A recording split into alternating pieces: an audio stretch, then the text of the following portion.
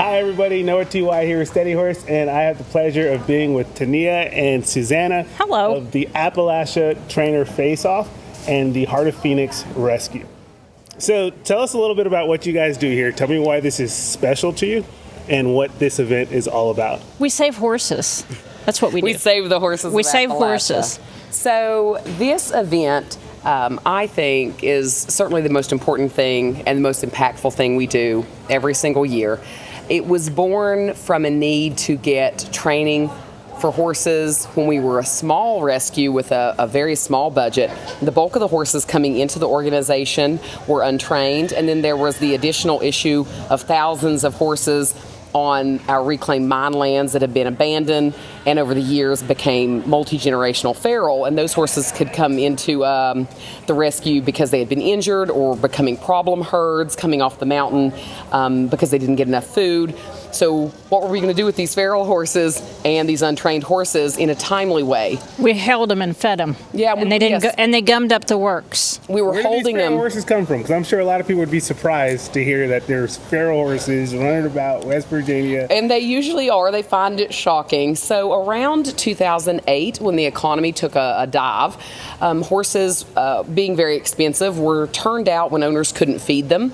And that continued from 2008, 9, 10, 11, 12, 13, 14. So as the horse market stabilized, the domestic horses that had been dropped off that could be caught were mostly removed. And that left the horses that could not be caught because they had born their feral. And so now here we are with horses out there. We call them Appalachian Brumbies. I had this conversation with Guy McLean, and he goes, I think that they qualify as Brumbies. So the lands are public lands or owned by land corporations, hundreds of thousands of acres that roll from West Virginia and the southern part of the state through eastern Kentucky. It's not very forgiving terrain either. It's really hard to do one of these roundups because they can shoot straight up this cliff and you just can't possibly So it's follow. mountainous, it's rocky. It's rocky, it's mountainous. The mountains, some of it's been, strip mined, so there's a lot of starkness to it, steep where it's been cut out. It's also dangerous because there are underground mines, there's equipment that's been abandoned out there. So we would go out and we would remove some of the horses as we could, but then what do we do with them? So I attended a Horse Coalition conference in Los Angeles in 2016, and just through brainstorming started hearing some other ideas of what other rescues were doing, and we kind of came back and started talking about what if we did a training challenge, what would it look like? We already used the grounds that we are on today as a fun show event, and so we thought, well, this can be a little part of our fun show. And the first year, we just hit the ground, the beginning of the year, started promoting this thing we called the Appalachian Trainer Face Off. We had 8 trainers, 8 horses. At the end of that event, only 2 were adopted. Okay. But we're like, okay, but it'll be fine. We'll grow this. But by the next year, it definitely was as big an event as the show itself. By the 3rd year, it far overshadowed the show. So we actually, in 2021, we had 75 horses, 70 trainers. 2,500 people attended on Saturday. We've had adoption fees of these horses that were coal mine horses, Appalachian Brumbies, of $14,000, which in the adoption community is unheard of. Yeah. And last year, Randy McStutes, who's here today with Magnolia, he had one of those little Appalachian Brumby mares, pony. Well, a $14,000 adoption fee just blew our mind. So the event, not only it met the need, yes, it allows us now to take in more horses, get more horses training, good training. It gives a platform to good trainers that we've screened to be followed on social media. It gives them a platform to build their business, to find new clientele. That's awesome. It gives them a platform to become more educated also. It is an educational platform. That's really important for us, for the trainers to grow, and for us to help the trainers grow. Tell me a little bit about that, because I've been here, and I've had the honor to be judging throughout the weekend. And I'm seeing like the level of horsemanship is just absolutely incredible. You know, you can tell that the educational component is huge. Tell me a little bit more about that. So Colby O'Connor, is this her 4th or 3rd year? This is her 3rd year. Her 3rd year. So the first year she came, she's a good example because she had some pretty good horse skills, but hadn't learned how to do a lot of it through softness and timing and feel and things like that. She's just sort of muscled her way through it, and she did really well. She came with a tie down, and she got dinked by the judges for that because we don't do tie downs, and she did really well. And she did what you would hope a trainer would do. She didn't get mad about it and say, I'm never coming to this stupid competition again. She went to us and she went to the trainers and she said, tell me how I can get better, and she ran with that. And the next year we had some repeat judges, and they talked about the level of growth in her from the first year to the second year, and they were just so excited about the level of growth in her. Even this year she's grown. Even she's taken it from here to here. Lady is a hand. Yeah. She'd have a job at my barn. Well, I'll tell you now, she came as a hand. I think the softness and the partnership component really has been the addition. I mean, the judges, it's a really nice thing. We want new judges every year, but we want returning judges that can say to those trainers, hey, I saw you last year, and I really see this and this and this. And I'm proud of you. Yes, and they do. And I think that it has shaped the whole way and the whole dynamic of the training styles of so many trainers that have come through this. I don't even know how many trainers have come through, probably 150 over time. A lot of them come back. That's incredible. And a lot all of over repeats. the country. Yeah. Very rarely, if it's a good trainer, I mean, unless they just get so busy that they just can't. But Adam Black, who's currently, I think, as of yesterday, scores leading in the Diamond Division. He's been here since the first year we've done it. That's and awesome. he has a video where he says, Heart of Phoenix and the Appalachian Trainer Face Off built my business. Built my barn. He sold his house, bought a piece of property, built a brand new barn with an indoor arena, and then I don't know if he built the house on there or already had the house on there, but he'll get on there and he'll say, listen, I have this facility because of Heart of Phoenix. And it's his use of it. So it's, I would never want it to sound like we did it. He used the platform and the education, and he has used it wisely, and that's totally him and his growth. And so what we try to tell trainers is if you use this event and the partnership with us, it's a benefit to us and the horses. It's a benefit to you. And rescues and national organizations will reach out to me and they say, how does Heart of Phoenix rope in and wrangle so many trainers? But I think it is that mutual partnership that we have with trainers. So we talk about partnership with the horse, and that's, yes, but partnership within the horse industry with other good professionals.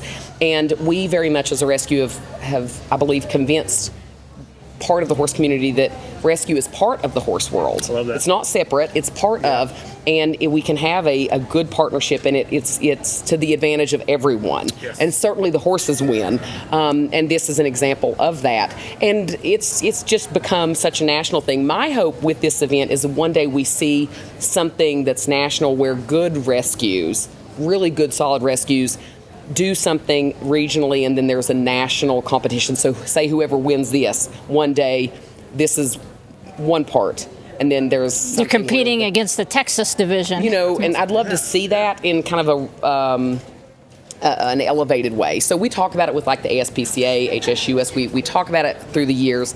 That takes a lot. Let me ask a question. What makes a good rescue? I'm going to do a two-parter. What makes a good rescue? And then also, what would you say to a rescue that's watching this and says, well, this is one of the largest rescues and has all these resources? We weren't, though. We weren't. So what would you say to that? Yeah.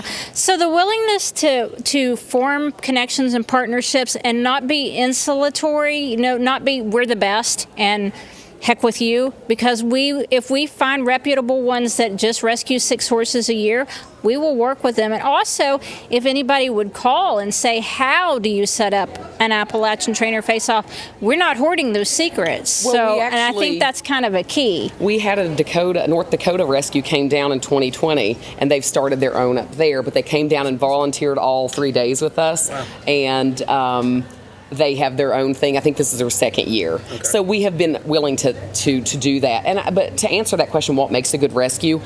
I think for me as the founder, I really think a lot of people go into it and they mean well.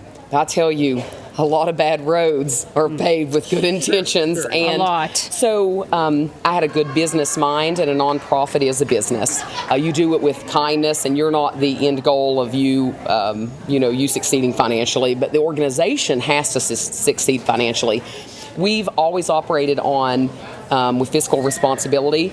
We've always had, I think, good marketing, good relationship building. But I think primarily not taking on more than you can actually handle is paramount. Learning how to say no is really Learning important. how to say no is important. It's hard. I heard something, going back to the fiscal part of it, I heard something you were talking about the other day, that you already have a budget, and if you have, or like you budget for the horses that you're bringing in. You don't bring horses in and then radically fundraise. Right. Correct. No, we don't do that. I call that hysteria fundraising, and it's not good. Does it get you temporarily more funds pleading, well, we can't save this horse unless? Yeah, but you're on the fiscal cliff, and you're not going to succeed, or if you do, it really hasn't been ethically done. I don't find that you'll probably succeed anyway. Will we do posts saying we can't do this without you? Every single day, because we can't without continual donations. That's correct. But it isn't because we need you today to accomplish what we're saying we're doing today. Keep the lights on today. Correct. Sure. Also, we have a reputation because if we took that horse in 9 years ago and somebody says, hey, how's such and such doing? In 20 minutes, we can have you an answer on how that horse is and where that horse is. And a lot of times an accompanying picture that was taken, because everybody takes pictures yesterday, 2 days ago. So we can follow through and show you, we didn't just rescue them, rehabilitate them, and adopt them out. We know where they are. We're always there for our adopters. If they run into a problem, they will come to us and say, can you help us solve that? And we have this network of trainers that we can recommend, even to our followers who have not adopted one of our horses. Now we know Adam Black is an ethical trainer who does things the right way. So if you need help with your horse, pay him to help you. Well, and I think that in the horse world there's a lot of sales, and sales are fine, but I will tell you what I have found is good trainers, one thing that they like about us is we're not selling horses. That has its own market. Sure. Rescue is a different market, and that they know that there's a difference. If the industry doesn't want to see a rescue flipping horses and selling horses, sure, and not knowing where the horses are, right, that's different. That's a different thing. So then you call that what that is. And so I think going back to what makes a good rescue, you have to be different. So there is consideration and screening as to who's adopting this horse. There is follow-up. There is a safety net for that horse because you're a rescue. Yeah. I'm not selling horses. I'm not an auction. I'm not a breeder. I'm a rescue. So having that safe net is very important, and we've just proven we're there for the horses. We freeze brand all of the horses. We stand behind the horses. We're going to, I don't care where the horse is. If it needs to come back, then we'll go get it. We'll go get it. We just will. And that sounds hard, but we grew. What I tell people is I started Heart of Phoenix after a life crisis where I lost my 2 little brothers and sister in an apartment fire. My dad died, and it was in a crisis in the poorest part of America when I was barely just, trying to rebuild a life. And we have always, even in those early days, with very little funding, operated exactly the same way, doing what we could when we already had the resources and being committed to the horses, even when we were small. So you do not have to. We are big now. We have a lot of, especially volunteer resources, and we're funded sufficiently, but we did it when we were small. Let me go back to real quick. First of all, sorry for your loss, but how do you come back from that? Like, tell us a little bit about that. Well, I think that I don't think you do come back. You start and do something else. For me, horses, and I think everybody has that kind of story. Listening to like your story and Sonny's story, and I've heard Carl's, and so many people have the story. It's horses kind of, they give you, either they take you back somewhere that you need to go back to. And so for me, that kind of is I grew up with horses. I didn't have horses after I was a teenager. Then I lost all of, they were 19, 17, and 14. How old were you? What was that? How old were you at the time? I think I was 25. Okay, I think it was 25, 26, and I was the oldest. Yeah. And I was there at the apartment when it burned down, and we just couldn't get in. It was too late. And But horses were a part of what I knew when that's what they knew me as, like their big sister that loved horses. So for me, it was a way to go back. The horse is unchanged. He's a different horse, but the horse is unchanged. It's like a constant. So I think what I was doing for me was going back to trying to get back to who I used to be, because I couldn't find it without these kids. I didn't know I didn't know who that was who I was. Well, who else had I been? I was this crazy horse girl, But for different people, it can also be a new thing, but horses, I don't know, they just kind of ground you some way, I just tell you they're kind of magical. I don't know what about it, and I don't know that anybody has quite ever captured it. And I'm kind of a wordsmith on paper, and I write all these things, but I don't know that I could ever really capture what it is about horses. But I feel like the Lord put them here to save people in a certain way, just catch you in your time of need. And absolutely. When I look, and so that the name Heart of Phoenix, we're not in Arizona, but when I named the rescue, some years after starting to do rescue, before I committed to this is what we're going to do, the name was as much about me as it was the horse, like a starting over type of thing. So not Arizona, just that capturing of like a rebirth of something. But it's the story of so many people. People say, we save horses, and I'm like, we save people. We save people. And we do. When we do. We do. I've had a lot of struggles with that, because people say, with all your talent and all you could do, why are you wasting it on horses? And I'm like, I'm sorry you see it that way. That tells me you don't know anything about what we do. And the sense of community here shows. Like anybody just coming in, because me just coming in, like you can see that there is a strong sense of community, and it's very intentional. Tell me a little bit about that, because to me that's the biggest thing that stands out. Is like, wow, these people not only work with each other and tolerate each other, they love each other. So she and I would never be friends outside of this. We are like such polar opposites. The only thing that we have in common is we both like to write, but we write entirely differently. Like I write from an educational standpoint, and she's telling you a story most of the time.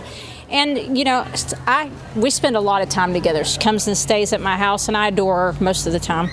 And I think that is what happened. We have all of these volunteers that outside of this, we would never really socialize with each other. We just aren't horses are the great connector. Horses right? are the They're great that missing connector. link. Yeah. And I think that is it. I have always, from the very beginning, I was not a person inclined to ask for help.